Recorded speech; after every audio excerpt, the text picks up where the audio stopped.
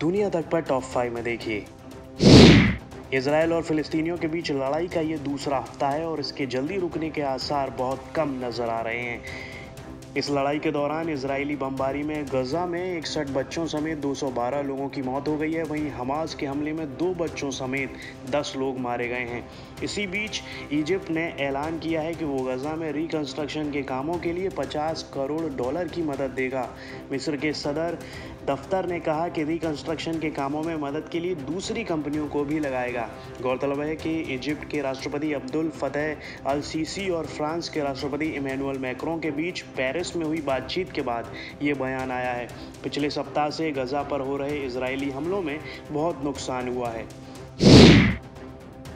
Israel में फंसे भारतीयों की मदद के लिए एक क्रिकेट क्लब आगे आया है।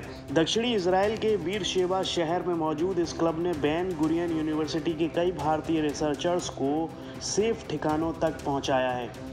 ये सभी छात्र पिछले एक सप्ताह से जारी फिलिस्तीन के हमलों के बाद से मदद की तलाश में यहाँ वहाँ भटक रहे थे।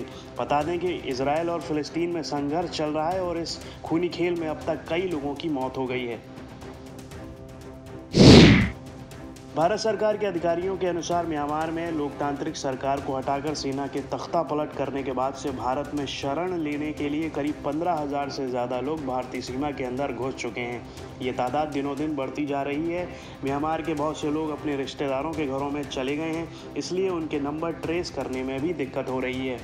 बता दें कि मिजोरम और म्यांमार के कुछ हिस्सों में रहने वाले समुदायों में आपसी रिश्तेदारी बहुत अरसे से है।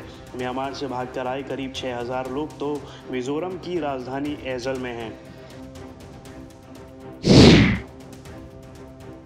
नेपाल में बुधवार सुबह 5.8 तीव्रता का भूकंप आया। नेपाल के स्थानीय समय के मुताबिक सुबह करीब 5:42 पर भूकंप के झटके महसूस किए गए।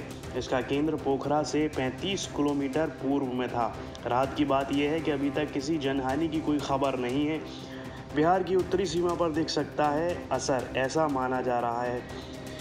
नेपाल में जहां भूकंप का केंद्र है उससे बिहार के बेतिया शहर की सीमा 300 किलोमीटर दूर है, इसलिए भूकंप का असर बिहार की उत्तरी सीमा पर भी पड़ सकता है। हालांकि अभी तक किसी तरह के नुकसान की सूचना नहीं है।